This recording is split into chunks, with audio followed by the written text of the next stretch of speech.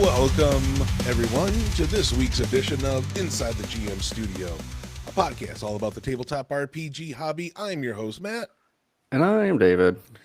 And if you were listening last week when I told you that I have been sick with stupid allergy and sinus bullshit, it is all caught up and I'm losing my voice.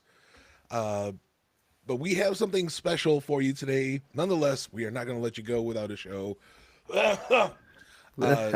In honor of recording on this day of May the 4th, we decided that we would talk all about Star Wars centered campaigns, be they actual rule sets, be them campaigns set in other rule sets.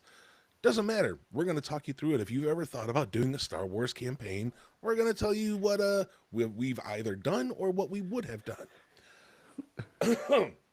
So, first of all, in order that I could just sit here and drink some beer, lube up the old vocal cords a little bit, I'm going to let David start with the notes that he took before I go completely dry. Jeez, yeah. First of all, I want to preface this by saying that this is more of a meditation on how to run a campaign agnostic of systems, right? So there are a variety of systems out there for Star Wars. I am not making any presumption as to which of them is the best. I have played in a few of them, and from my estimation, none of the rules, that is, really do much to bolster a Star Wars themed campaign. They just seem to be like, this is the world of Star Wars, and how can we just put some mechanics? I've never seen very many mechanics in a Star Wars RPG, which admittedly has been, I think, 3 that I've played. There's a D20 version, there's the Fantasy Flight proprietary dice, and then isn't there a 2d6 one too? There is a D6 pool type. Type, that's right. Yeah, West End Games D6. Yeah. It is majoritively 2d6 plus modifier until combat comes rolling around. Then it can get up to like 5d6. Still adding together. Rolling around. Yeah. There is also, I wanted to bring up Scum and Villainy, which is the PBTA version. I can't remember what the Forged in the Dark one was called. That was based on Blades in the Dark. Also super cool. Maybe that's what Scum and Villainy actually is. That's what I would think. PBTA is. Yeah, because Blades in the Dark, Forged in the Dark is much based on PBTA. So I'm guessing Scum and Villainy is through that. Never really played it. I think it would be, if it is based on Blades in the Dark, it would probably be pretty cool. Unfortunately, I've played damn near every single Star Wars system there is out there. Yeah. I think I have played every single one. There's the Saga Edition, which is the old D20. There is the SW5E, which is the new 5th edition version. West End D6 I played. And Fantasy Flight. There's only the 4 that I know of that are for certain. Okay. That's I will say, if you want to know, I guess Fantasy Flight is probably the one that makes mechanics that make it feel like Star Wars.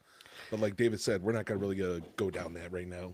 The problem with the Fantasy Flight is I was kind of on the jag last night because one of our players was asking me about it. Maybe because today was Star Wars Day, I'm not sure.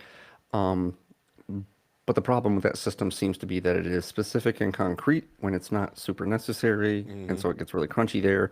And then it's kind of trying to be loose in a way that is not times when you want something to be loose. And if they inverted those, it might be okay. It takes a pretty long learning curve to get used to the proprietary dice, but it's not a huge issue.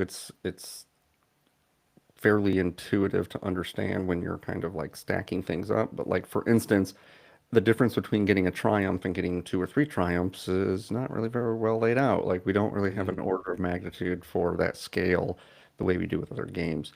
But that system probably fits the best with Star Wars, but I don't know that it necessarily does anything to bolster the themes of Star Wars necessarily. It doesn't like gel with Star Wars in a way that like, oh, that's perfectly a mechanic that would be Mm. really, really good for a Star Wars campaign and not so good for other campaigns. I think the only thing I would say that makes it work out so well, the proprietary dice, even with the Genesis system, lends toward that's not what lends towards it. It's the light side and dark side points, Hmm. as well as the force die. I think that's what really makes it feel more Star Wars. Yeah, I probably could go along with that, yeah. But again, light side and dark side points are really just a different take on something Hmm. that is in other games, and so they call them light side and dark side points, and so that mechanic does gel and go again. It goes with Star Wars well, Hmm. but it doesn't. I don't. I don't see anything there that tries to go like these are the components of a Star Wars campaign. And how can we make a mechanic that enhances and highlights those elements of a Star Wars campaign? They just found some that like, well, that works with Star Wars just as well as it works with X, Y, or Z. I've also played Imperial Assault, which is technically a tabletop board game, but it does kind of have a carryover element, much like Descent, where you're playing missions in a campaign style where your guys accumulate gear and level up and stuff. That's a little like RPG, and it's pretty good, but there's really no role playing in it. So Hmm. Yeah, it's the same tactically, thing. I did a what was it? Star Wars X-wing, X-wing fighter or X-wing something or other, which is a war game, mhm, small form war game. yeah. I played that. So that game does well to kind of replicate the tactical boots on the ground element of Star Wars. It's pretty narrowly focused on that aspect. So that does pretty well from a mechanic standpoint, but really thematically it's just that your tokens are Star Wars characters, the missions are called Star Wars things, and blah blah blah blah. In the same way, it's like playing Star Wars Monopoly or something. It's like just because I have a Star Wars, but just because I have a Luke Skywalker pewter figurine instead of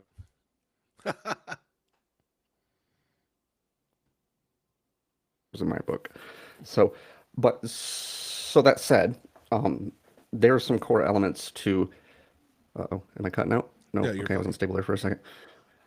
There are some core elements to a Star Wars story, let's say, that irrespective of what system you're likely using, that you probably at least might want to consider trying to weave into your campaign. And some of them are kind of things that we've talked about before that are in terms of storytelling devices, or let's call them tools in your tool belt as a GM. I've chosen Hmm. I've chose to highlight some of them that I just, in my own estimation, and again, take this for what it's worth, I'm not a huge Star Wars guy. I'm really not. I'm a big fan of the original trilogy, but everything after that I think is more or less just member berries. It doesn't really capture my attention, with the exception of maybe Rogue One and Mandalorian to a lesser degree. So, maybe I'm off base here, but I believe that everything that came after Return of the Jedi is just trying to recapture the things that that original trilogy did well. And so, with Matt's approval, I will go down my list here a, and pause after each bullet point to see if Matt has anything to add. So, the top of the list here would be that the because Star Wars is a film franchise, it's a fantasy space opera franchise. Every aspect of the game needs to be cinematic. And whatever you can do to, even if it's at the sake of maybe not being as stringent with the rules, whatever system you're using, would be probably in keeping with making sure that the game has the sort of feel that you want it to have, because that's mostly what you want is to try to kind of capture the spirit of the Star Wars franchise. So Hmm. whether it's battles, being described in cinematic terms, even at the sake of the rules. And we talked about this before about how I'm not a fan of cinematic narrative, which is to say that you show the players things that are happening outside the scope of their view. Mm. I'm not a big fan of that as a general rule, but in a Star Wars campaign, it feels right, at least to me, because you're really more concerned with telling a story than immersion in a game. And are we getting some live stream comments? I hear beeps going off. No, that's Cody and I going back and forth about Uh, the Star Wars campaign that he was going to be doing. I got you. So even if there is scenes that might involve villains or other NPCs in a location that the PCs haven't gotten to yet, if it contextualizes the drama so that the stakes stay high and there's escalating tension, then it's serving its purpose, and feel free to show it to the players, provided it doesn't drag on for too long. So choose key scenes, and this plays into another point that I'm going to make later, but choose key scenes that are short and succinct so you're not just telling the players a bunch of what is stuff that is happening when they're not really interacting with the plot or interacting with what their characters are doing. But if it contextualizes, especially if it foreshadows, because that's a big Star Wars thing, if it foreshadows something, then all the better. A trail of breadcrumbs for the story keeps the players engaged, keeps the intrigue high, and the tension taut. Anything to add to that? Do you think that that's like in keeping with the Star Wars narrative? Yeah, totally. I wanted to add in there. I don't know if you're going to be going into it later, but I wanted to ask you, David, at the top. The Star Wars sagas have had a lot of different settings to them. Hmm. Which one, and even Fantasy Flight did a good job in their whole ordeal of making the books for the settings that they wanted it in. First of all, you got Edge of the Empire, you have the Rebellion one, and then Force and Destiny. Which one would be your favorite? So Edge of the Empire, of course, is the scum and villainy, the Hmm. rogues on the in the Outer Rim. The Rebellion is just as it says, and then Force and Destiny would be is more of just like the Force users book. So pretty much like the two. Or what would be your favorite type of Star Wars campaign setting? See, this does play into another point that I was going to make, uh, which I guess I could probably just skip ahead to now. Um, Part of the problem I would suspect of establishing a mechanic system for Star Wars is precisely that it is so varied, that it Mm-hmm. is so big in scope. And so you need to like try to encapsulate a variety of different scopes, um, to keep, again, to my this is plays into my second point, so I guess I'll just kind of get to the second point and then elaborate on that question that you just asked me. You want to keep the dramatic tension taut, pretty much at all times. And so the players, the PCs, should always be on the nice edge of victory, right? This is a way to keep the the tension taut. But you also need to vary the different uh, scopes and locales. So you have some things in Star Wars are boots on the ground, laser blasters, lightsaber fights, infiltration, Mm-hmm. sneaking into the Death Star or whatever. That's boots on the ground stuff. And that's exciting because it allows us to see the character's individual skills. Then, a scope up from that is you have conflicts that are not quite boots on the ground, but maybe they're speeder chases, or Mm-hmm. maybe they're like X-wing fights or like dog fighting, right? Or even like a chase in the Millennium Falcon. That's a scope up from that. And then a scope up from that, you have these big epic battles that involve like, a dreadnought or the Death Star, a wide assault, and we push in on the characters in these different moments. And it's really hard to have a mechanics based system that deals with all three or possibly even four levels of that. Um, so it depends on which aspect of Star Wars you're going for. You don't need to have all of them embedded in one saga, so to speak, but or in any given session, I should say. But each saga should probably have multiple threads, and that's essential to Star Wars. And another point that I wanted to bring up was the, for lack of a better word, cuts between things.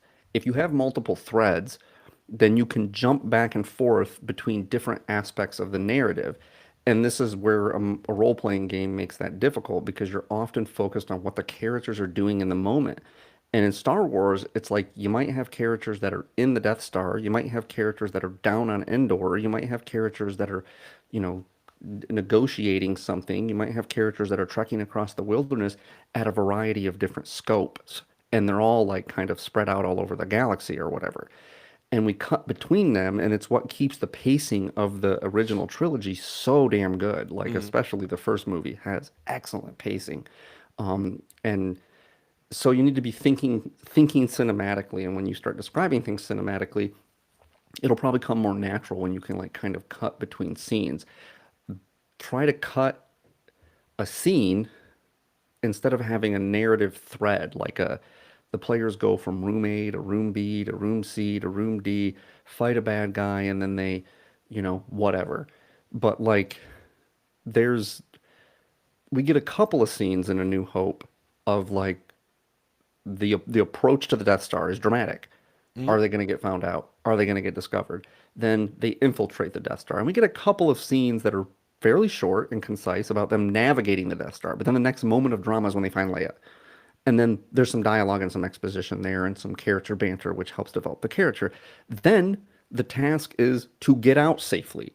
But they don't spend a lot of time with like then Luke went into this room and looked around for Leia and then oh nope it's like and then Han went into this room with Chewie and looked around for Leia and then there was some exploration. It's like no we get like a funny scene where he's like talking to the stormtroopers and like another kind of humorous scene, and those scenes, the down energy allows for some levity, right? Aren't you kind of short for a stormtrooper, right? Hmm. Like scenes like that are really good and allow for levity because we know that what's coming is that they have to escape. And so try to infuse in a short and succinct way in down energy scenes something that's amusing, something that says something about the characters, uh, or whatever. But just it doesn't need to push the plot forward, but it probably should reveal something about the characters, either their Hmm. capabilities, their interests, their personalities, but then don't linger from room to room of like a continuous thread of exploration. Just cut to the next dramatic thing. Hmm. And you need to think in terms like that, like you're editing a film. Like what's the next thing that's interesting? And if you jump back and forth, you go, okay, well, now the next dramatic thing is whether they're going to be able to escape, and now they're being chased, and now there's a gunfight, and now they have to get on, and then now the Millennium Falcon has to escape, and then once they do, it's just like black, and then to the next scene that has drama, Yeah. not the Millennium Falcon, riding for however many light years through the fucking empty space. It's like Yeah. that's not interesting unless the characters are doing something on the ship that is a low energy moment and you want to end on a low energy moment. Otherwise, just cut scene to the next thing. Yeah. Throw Um, in let the Wookiee win yeah, here and there and um, make it interesting. right. So that's just kind of on the point of like varying scope. And similarly, you want to make sure that you're varying the types of drama, as I was saying with the editing. Um, the editing in Star Wars often jumps from different types of narrative where you have Hmm. characters that are exploring, you have characters that are on a ship, you have characters that are on a space station, you have characters that are in a war room. And so, although you can't, the PCs are only going to be in one thread at a time, but what you can do is try to vary the types of drama that you have, whether it's fights, chases, some sort of ticking clock task. And if you can involve different things throughout the course of the adventure that are at a variety of different scales, the characters need to fix a speeder before stormtroopers arrive, or the characters need to, navigate a ship through hostile enemy territory, or the characters need to infiltrate this space station to get these plans or whatever. Hmm. Those are a variety of different scopes, and there are a variety of different types of tasks because the the fights in in particular the lightsaber fights in Star Wars feel dramatic because they're not overdone. It's not like every corner is somebody that's going to like have a lightsaber duel with someone. Occasionally we get to see a Jedi flex his skills on lesser enemies. Like Hmm. this is what it's like when he's up against droids. This is what he's like when he's up against stormtroopers, and it communicates how powerful they are. And those scenes are important because when he encounters a villain, or she in the new Hmm. Star Wars encounters a villain, we know that this person is as capable as them, and it sets the stage for a very dramatic fight because you know that they're equally capable. And then there needs to be consequences to failure. There needs to be consequences to the higher energy moments. Because the players are on a knife's edge of success, try to have a few rungs that if they don't meet the biggest threshold for success, that they can still not just fall flat on their face because Star Wars characters often don't do that. Um, Maybe once every saga or few, there needs to be a Luke loses his hand moment or something. Hmm. But you need to make sure that that is purposeful to the story. The reason that Luke losing his hand is significant is because it is a reflection of his character arc up to that point. You know, he is torn between two competing goods: his training with Yoda, and that takes a lot of time. And he abandons that because he feels a duty to his friends, which says a lot about Luke's character. But then he is consequenced. He is consequenced. He's consequence hard because he is not prepared to fight Vader, and it Hmm. shows. And so that makes his eventually victory, eventual victory over Vader feel more earned. And this is part of the reason that I point to the original trilogies because I Star Wars movies in recent years seem to be more in line with trying to encapsulate things that are a little more complicated and a little more morally gray and I when I hold it up to the original spirit of the original Star Wars trilogy, it's kind of like archetypical characters in a good versus evil, much more simplistic storytelling style. And I believe that's the reason that the original trilogy has stood the test of time. I'm not saying there's no room for moral complexity or anything, but the original trilogy kind of strays away from that fairly easily, right? There's redemption arcs and there's other things, but there's no complications of like inner turmoil, really.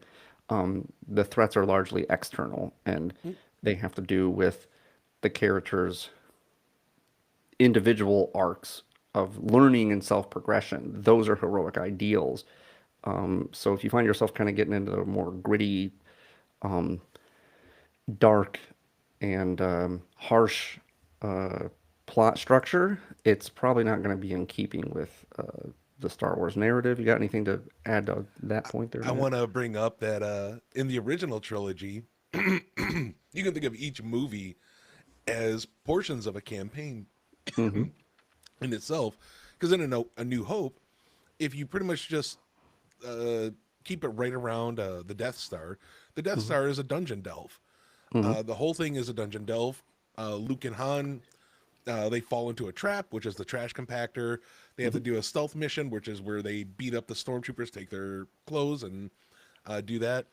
Obi-Wan dies because he split the party and tried to go up against the big bad evil guy himself. You did split the party. Yeah. Uh, the second movie, Empire Strikes Back, starts in a survival situation on Hoth, going right into more of a political, um, more of a social engineered part of the adventure Mm-hmm. in Cloud City, and then in Return of the Jedi is all woodlands outside. Pretty much, it's a forest encounter the entire time until you get to And the very end where you in a go siege back into the battle. dungeon. Yes, Yeah. yep. So it's kind of cool the way that the movies work in tandem like that, and they work Yeah. together to Yeah. kind of work into this campaign that we're all used to already. Yeah, and Return of the Jedi is a great example because in the third act of Return of the Jedi, it is like you have stuff happening on Endor, Mhm. you have a siege battle happening outside the Death Star, and you have this interpersonal boots on the ground drama with Luke and Vader and the Emperor in his throne room. Mhm. We move seamlessly between all three of those narratives that are very fast paced and have lots of action in them. And in the throne room, it's mostly dialogue, but it's still verbal action, so to speak. Mhm. And you never really lose where you are in each one of them, and you're always eager to get back to the other two because they do a good job of leaving you at a moment that is taut with tension. When you're concerned with having a more like stream of events, that robs it of precisely the reasons that it would be uh, interesting. So it's you don't. I mean, if you're having really like detailed maps and everything, yeah, you might need to know the layout of a space station or an outpost or something like that. But if you're having detailed scenes where you're following the party like over the shoulder, like in a video game or something, Mhm. you're probably going to have a lot of dead time, and that time because Star Wars isn't predicated on like a sense of dread, like maybe like a horror game might be, or really benefits a lot from immersion the way like a more traditional heroic fantasy game does, then you're not leveraging the best parts of it. And so, um, speaking of, I was kind of talking about editing and time and Luke training and that taking time. There's another point that I wanted to bring up that is probably in the spirit of Star Wars, which is if you're the kind of person that fixates a lot on, let's say, logical cohesion, um, probably probably don't want to get too drawn into the weeds there. In particular, when it comes to time and space, and by which I mean like the distance Mhm. space. Uh, for something like Game of Thrones, this is, I suspect, why a lot of people felt like they had the rug kind of pulled out from under them because Game of Thrones sets up this world where it's like, okay, we're going to follow the narrative of characters in a progression from one location to another. Jamie and Brom are going on this journey, and it takes them like half a season to get there. Then you fast forward to the end season, and like, Arya's up in the frozen north, and then like an episode and a half later, on foot, she's like in King's Landing, and you're like, Yeah. wait a minute, what the hell happened between? There was this over here was like this epic journey. It was part of the journey.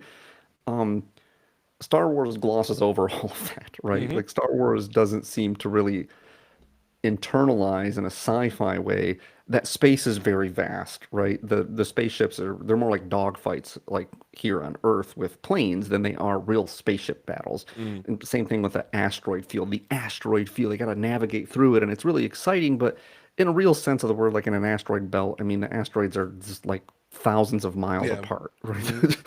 It would never be an issue. And similar with time, like, this as much as I love Empire Strikes Back, always bugs me when I watch it, and it's like we're going back and forth between Han and Leia and Chewie on the Millennium Falcon when they land in that monster's belly, and between Luke on Dagobah. And based on Han and Leia's timeline, Luke's on Dagobah for like 2 days, Mhm. but his training seems to indicate that he's been there longer than that. Yeah. Um, but they just kind of go like, well, you kind of get the impression that he's like, how long, like, just how long is Luke on Dagobah? Like, does anyone know how long I he's don't think supposed to have so. been there? Somewhere between a couple of days and a couple of months. Yeah. And um, but it's not important what the timeline is because they're separate, right? The things are separate, and so it doesn't need to be like, yes, it's meanwhile, but it's not necessarily meanwhile in the same time frame, for instance. Because if you're just kind of going, okay, people that travel long distances across the galaxy, Luke can have been on Dagobah for a couple of months. They can do this in one day or 2 days while he's on there for a month. But the next important plot point, or when they meet back up, is just nothing happens between for Luke and Leia and Chewie in the 3 other weeks that Luke is on Dagobah. But we're just showing them one after another for cinematic and dramatic purposes Hmm. because the galaxy is very large and we don't want to get into like how long would it really take you to get from point A to point B, right? It just Yeah. gloss over that silliness. I'm not sure Yeah. if those things Fuck would it. Hit ever, hyperspace, baby. yeah, it's just, so don't worry about how much any of that works because it really doesn't work, but it doesn't need to work. Um, No, just use it anything, as a tool when you need yeah, the tension. Your hyperdrive goes down. yeah, Oh no. yeah. And another thing that Star Wars does really well is it allows for this kind of harkening way back to our sharing the spotlight episode in like season one or whatever that Hmm. was. Um, Design scenarios that allow PCs to shine at different moments. The Hmm. most memorable thing about Star Wars are the moments when you remember what a character does, like because they're allowed to shine. Leia is headstrong and decisive, and Luke has the Force, and when he kicks the shit out of all the guys in Jabba the Hutt's palace, the other characters aren't really doing much. It's about Luke's moment to shine, and he really does. Or, they're in the trash compactor. That's more of a cooperative effort. Hmm. But, Han is kind of glib and he's cavalier and he's a good starfighter, and so those things come to the fore. I don't know that Chewbacca really has too many scenes, but fucking R2 does. R2 has all Yeah. kinds of, he's a really minor character, but he has all sorts, he saves the day on multiple occasions. Multiple times. And so try to design scenarios that are like almost tailor-made to your character's specific skills so that they can use them when it's appropriate. And, it's always good to have a variety of different ways around a thing. It Mm. could be, your hacker hacks the panel, but maybe someone else could just as easily break the door down, or Yeah. they could, Shot it with a blaster.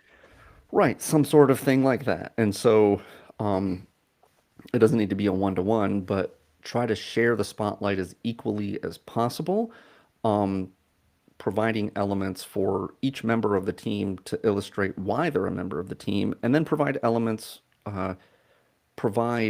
moments where all of the characters' skills are almost irrelevant. What's important is that they cooperate in some way. And that might mean because they have certain knowledge skills or they have certain like physical skills. But what's important is that they cooperate to do something Mm. together. This is them escaping from the Death Star, right? Like no one's won skills. I mean, yeah, they're shooting blasters and stuff, but what's important is that they're coordinated and they're learning to work as a team. And that's because that encapsulates the ragtag spirit of the rebels, right? Who can Hmm.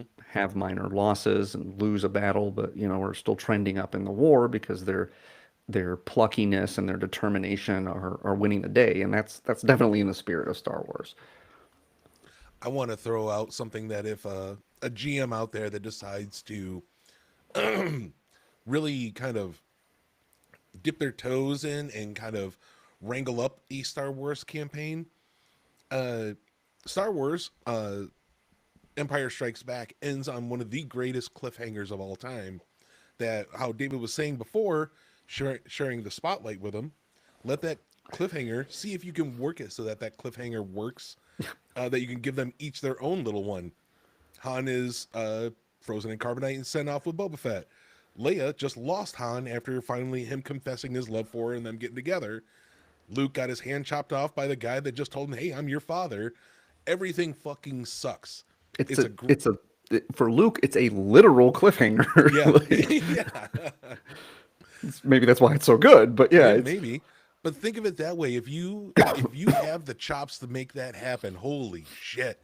If you can make the Empire ending cliffhanger for your group where everybody has their own little thing that is going on, God, that would be cool. That would be really fucking cool. yeah, but again, part of it is that part of the reason it works so well in Empire is because none of the characters are together. Hmm. And so that might be kind of hard to do in a party setting, but Matt's right. If you can tie any given thing, like if you can have a singular thing that gives a cliffhanger or an important resonant thing to every one of your party members, that's great. And it kind of gets to one of my final couple of points here.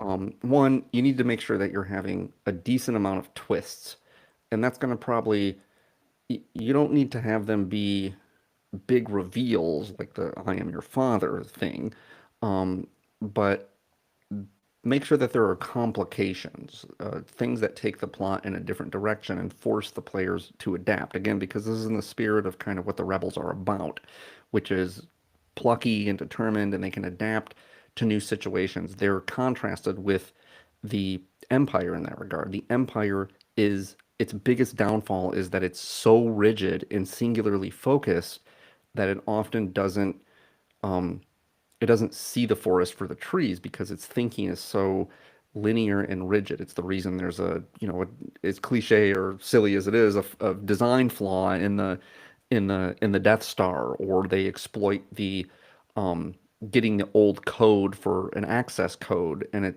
the reason that works is because the guy is just like, oh, yeah, it's a valid access code.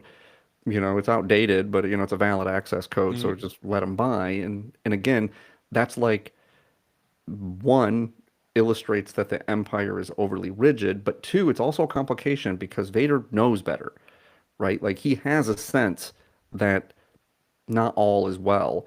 And this goes to my point about kind of showing things that are outside the scope. If you're in the rebel ship in that scene and you're just waiting to see whether the Empire is going to let you go or not, and that might be like, okay, it's a dramatic moment, but then if it just comes back like, go ahead, that doesn't add as much drama as if mhm. you were to get the scene where Vader is questioning him and he tells him it's an old access code, and then he lets him pass, and then we have a sense that Vader actually knows that it's Luke, and all of this. That adds a lot of dramatic context, but you only get that if you kind of pull out of the ship and get that scene like you do in a movie. Try to do that in a role-playing game, it'll be great. Hmm. Um, and so those are twists, and any twist I would say that kind of encapsulates or complicates the things that the rebels are about, contrasted with what the Empire is about. Or, if you're kind of at the fringe of the galaxy or whatever, try to think of the moving parts and components that are, the other scum and villainy that are not the Empire directly. Then that's all the better. So, and my last point here, I guess, is that um, even though some of the skirmishes and everything might be small skirmishes, don't lose sight of the fact that the conflict of Star Wars is big, and the implications are big. Mm. Um, it's building towards something grand at all times, and it's part of the reason that I would suspect a Star Wars campaign is not really designed to just be 1 or 2 or 5 sessions. You need to have a kind of vision for where a campaign is going Mm. so that it arrives at something grand, because it's supposed to be about these grander heroic ideas. And so try to think of ways in which you can interweave each of the conflicts so that they're climbing a ladder to some grander idea. And if you can do that, then it should be easy to think of a variety of different scopes of conflict, from interpersonal to boots on the ground to, uh, you know, the fighters and the speeders and the chases and all of that, to grand strategic battles for whatever. Uh, it should be easy if you think, just how does each of these conflicts play into some sort of larger idea? Uh, because ultimately, Star Wars is about some pretty grand ideas. Like, what does it mean to be a good person, and what does it mean to have struggles, and what is redemption, and what is you know character arc look like, and these things are pretty archetypical, and they follow a pretty mythical structure. And so think big and grand in your themes, and then try to think of the granular details. And as long as each of them is bolstering that, you think you're poised for success. And the beauty of doing a Star Wars campaign is a little bit different than other spacefaring games like like Lancer, Traveler, things like that, where it is more about the actual exploration of space. Mhm. In Star Wars, it's kind of almost, they almost have this galaxy mapped out perfectly. So they know what Mhm. this planet is. They're like, hey, if you want to go to a, what we would know as a Hawaiian getaway, go to this planet. Yeah. If you want to go to a whole planet that is nothing but a city, go to Corellia. It's Uh, it's great because you can have any setting that you really want. You want Western gunslingers? There's a planet for that. Hell, even if you want them to come up against an alien race that they never heard of, that's fine. You can go crazy, come up with whatever you want, because there is so much that you can just put in there. Uh, as the galaxy as a whole has everything you want in there, and some things that we've never seen. it's well, that kind of gets to my point about don't get caught up on the concept of it being a spacefaring game, Yeah, because in reality, like I asked this question to people before, it's like, okay, you look at our world, right? And you go, okay, on our world, we have regions that are Arctic regions, regions that are jungles, regions that are deserts. But in the mm, Star Wars world, it's almost just like it's blown out on a macro level. It's like, well, this is just an Arctic planet. Wait, so the whole planet is Arctic? There's no other environments on this yeah, planet. No, it's just an Arctic planet, and then this is a jungle planet, yeah, and then this is a desert planet, and you're like, and this is a city planet, uh-huh. and you're like, so these are really just like regions. If you think Mm, about it like that, like the galaxy, like Matt said, is almost like it's just like blown out into like a macro thing. So think of the galaxy largely as mapped out. It's not exploring unknown space in the yeah, way a sci-fi like Star Trek kind of thing is. No, no, it's largely mapped out, and there's all these large federations. Just think of those, they're intergalactic, but just think of them as like individual governments, or yeah, Hoth is just Scandinavia, and like the Endor moon is just like the jungles of South America, yeah, and when they're on those planets, it really does feel like they're just in like a region, because yeah, they don't really explore the whole, like you can't even wrap your head around like, okay, an entire planet is a city, an entire planet. I don't even care how small of a planet is. That's a yeah, ludicrous amount of like distance and population and things that like are largely outside the scope of your narrative, but it's kind of neat, and it just it gives it texture. Don't get caught up on those details, because if you do, like I said, I know I've like, wait a minute, like this doesn't seem right. Like, how is this whole planet just an Arctic planet? Doesn't it orbit a star? Or doesn't it just look, I don't know. Don't know. I don't know how it works. And I don't need to know how no, it works because it's not no, sci-fi. yeah, exactly. Boring. Yep. All right, I think that's going to bring it to the end of this episode. Uh, Thank you for dealing with my voice as well as David's, as you hear a lot of it throughout this episode. But we much appreciate you for coming and listening to us. And if you have anything to add on to our discussion of the Star Wars May the 4th be with you special episode today, send it to insidethegmstudio@gmail.com. Let us know what you think. Or hell, send us an email to that little address there. Let us know what we should talk about next. What do you want to hear? What should we talk about? We all love that shit. We want to know what you want to hear. Or come and watch us live every Sunday at 9 p.m. Eastern at twitch.tv/InsideTheGM Studio, where you can come in and talk in the chat, ask us questions there. Please like, follow, subscribe, do all the things with the podcast stuff. Come back and listen to us. But for this week, for Inside the GM Studio, I've been your host, Matt. And I am David. A good night. Damn, I should have said I'm your father or some shit like that.